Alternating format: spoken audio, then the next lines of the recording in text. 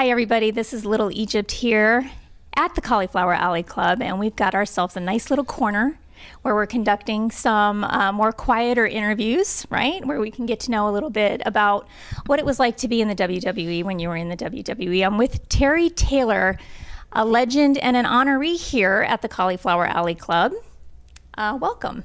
Thank you. It's so weird to hear legend and all that. I'm just such a guy that's grateful to be in the business. Oh. I've had 36 years doing something I love.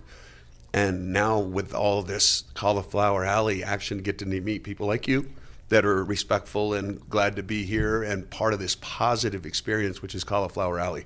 I love this and I look forward to it every year. I am so glad you said that, because one of the things that I like to see is when someone gets inducted into the Cauliflower Alley Club, that they do come back, that they don't take their award and move on.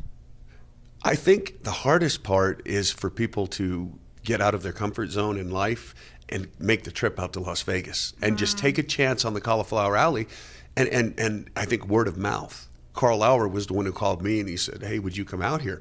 And I'd heard about it, but I didn't know anything about it. To hear something and then say, well, you know, Cauliflower Alley, a bunch of old wrestlers getting that's not what it is.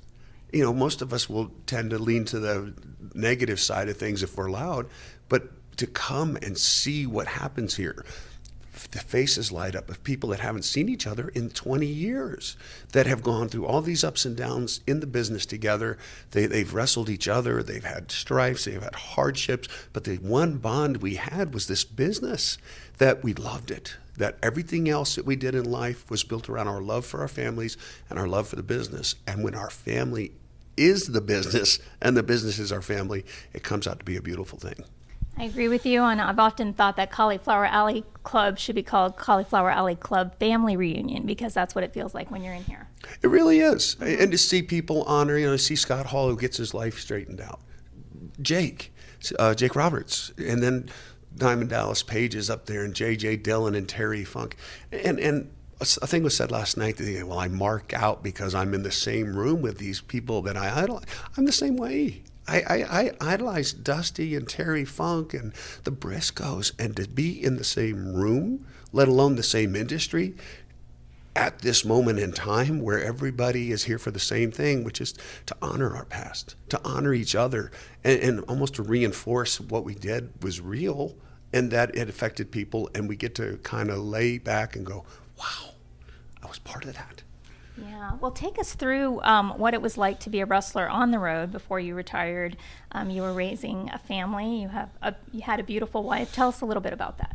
Well, what was that journey like?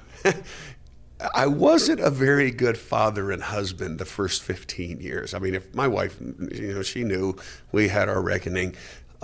My deal was I want to be a wrestler. And back then, it wasn't a job. It wasn't this part-time thing, a character you played. There wasn't this delineation between what people saw on television and what they saw in real life. I had to be Terry Taylor 24/7. And if I was this heartthrob-ish guy out, I'd go to bars. And I lived the life. And I wasn't a great husband, and I wasn't a great father. My wife would say, I didn't get married to be alone. I'm like, wait a minute, you get to sleep in your own bed every night, tucking your sons in, and you don't have to worry about money for anything. But that's not the truth. That isn't real. What's real is my role as a father, my role as a husband, which the last 13 years she was alive, we were rock solid. So I have no regrets. My job now is to pick up. She did the hard work. She did the heavy lifting with our sons. I have an autistic son that's 26, and I have a 34-year-old son that has a learning disability because he was oxygen deprived at birth. So I have two sons that I love, and my job, and there's no guy better for it, is raising them, me. My job now is to make sure my sons, for the rest of my life and the rest of their life, are taken care of. And that's why I work for WWE, the greatest company in the world that understands my situation. They respect what I have to do. And if I need a moment or a day or a week, they say, take care of your family. We'll be here when you come back. Well, what you're doing now, and thank God that you have a job that allows. Thank God. Right? Amen, right? sister. Right, but it's an amazing tribute to your wife and the legacy that she left, that you would be able to pick up where she left off, and your children aren't going to have, they're not going to notice the difference as far as caregiving, Has it been difficult? I mean, you had to pick up where she left off in regards to caregiving. Is it exhausting? Are you tired? I'm a single parent, and I think most people that have single parent or that are single parents would say it's exhausting to go to work and then come home from work and have your whole other job just start. Yeah. So it's not. I'm not unlike others. I mean, it's a unique situation, but I'm blessed. My sons are self-sufficient. They both can take care of themselves. One loves to cook. The other one's not allowed to cook because he can burn the house down. But we have a great situation. We have a little home in Orlando, which is 7 miles from where I work. So if anything happens, I can get home. By God's grace, my wife was, I've said it last year, and Mike said, she's the best person I ever knew. She was morally the most upright and just Christian, rock solid person I ever knew. And when I wasn't sure in wrestling, you hit each other with chairs, you bleed on each other, you hit each other, and there's all these terrible things we do to each other physically and behind the scenes, politics-wise. I would not know what was morally right. I was gray area. She goes, what do you mean gray area? That's right. That's wrong. And I knew, because she knew right from wrong. And in a business that had such gray areas in it, sometimes that clarity helped me immensely. Well, do you feel like she's still there guiding you right and wrong? Is it still is it when you're making those decisions, do you maybe feel her presence? Yeah, the old what would Trudy do? Yeah, but the other thing is what would Jesus do? Yeah. If I live a moral, proper, upright Christian life, it's in the book. Right. If you know where to look, there's answer to every question in life. And honestly, being the crumb that I was for the first 46 years of my life, it set just set the stage or made the path easier now, because every mistake a guy could make, every shortcut a guy could take, every immoral act a person could do, I did. And my wife knew about it and loved me anyway. And she accepted me and forgave me. And when we got back, with the last 13 years of her life, and then she got sick, and then that even tightened the bond, which may sound weird, but no, it doesn't. We were rock solid at the end. And she felt good when she went in for surgery, and she just never woke up. Oh, no. Yeah, oh. So that's actually good. We got to say goodbye. She woke up long enough for her. She said, snuggle. I'll start crying because... Oh, yeah, okay. Yeah. I get it. Do your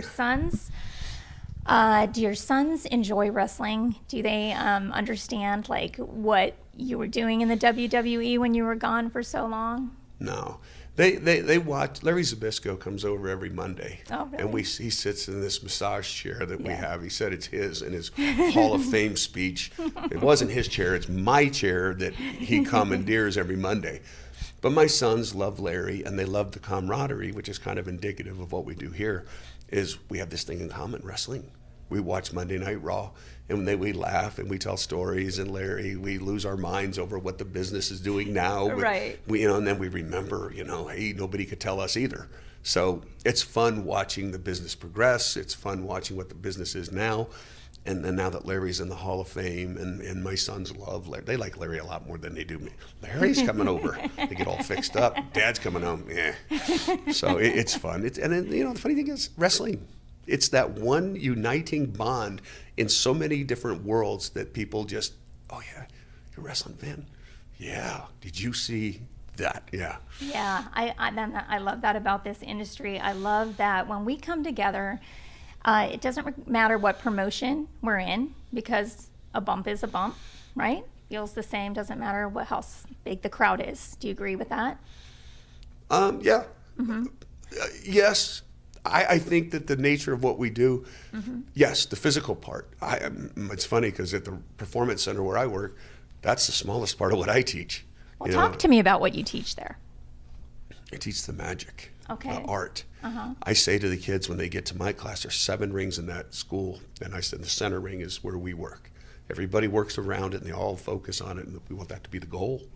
When you've achieved all these other areas of expertise, when you've learned your promos from Dusty, and when you've learned how to take bumps and you've learned how to structure a match, then you get to the center ring and you work with the finishing class. And then we get in there and we teach them how to tell a story, how to I tell them all the time, the other classes they give you the tools, they give you the paints, the brushes, the canvas. You come here, you learn how to create your masterpiece. use everything you've learned to create your body of work and create your own character. And they've done great. I mean, it's the school is the Performance Center is this phenomenal, just never been done experiment in the wrestling business that 75 kids come in from all walks of life. Some don't speak English. Wow. And we have to get them English lessons, and we have to figure out how to communicate.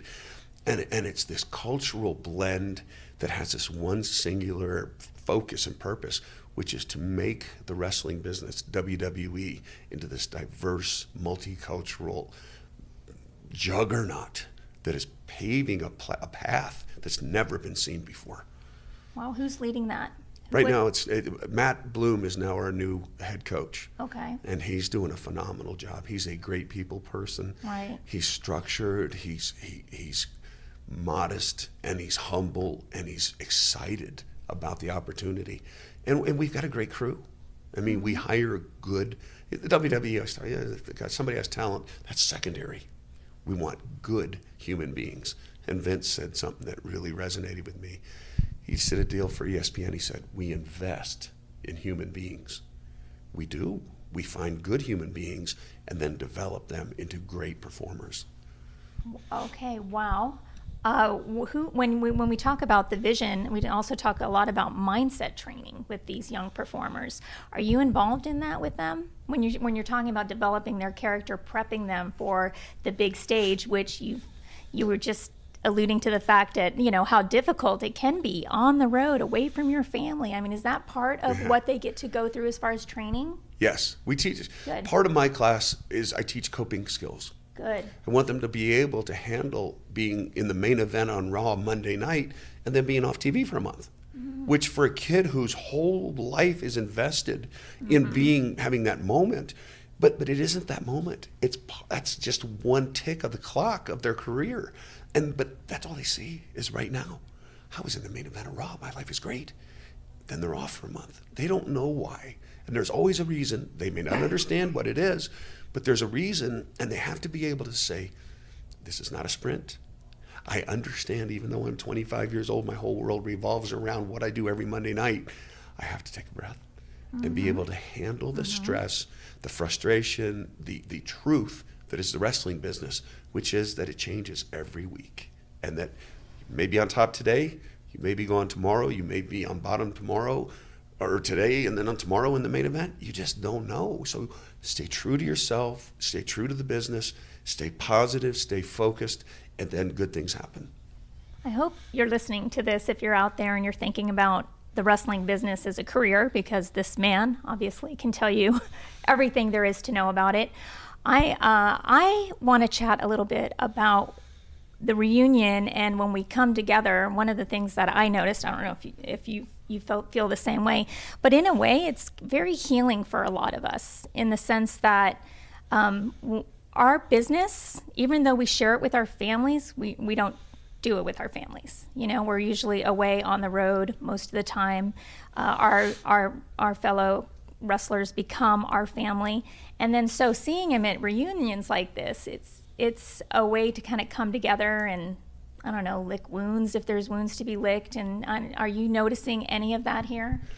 There's an old saying in wrestling, we want everybody doing well, just not better than us. Yeah. It's the opposite here. Okay. When you come here, anybody that comes to the Cauliflower Alley, which I highly recommend, obviously I'm here, I hate traveling. I traveled 22 days a month for 20 years, and I spent 8 days at home a month for most of that. My point is I love being home, and I make it a point to be here because of that exact reason. We get to come and we see how our friends are doing. We may see a face that we haven't seen in 15 years. And whatever happened back then, it's like it was yesterday.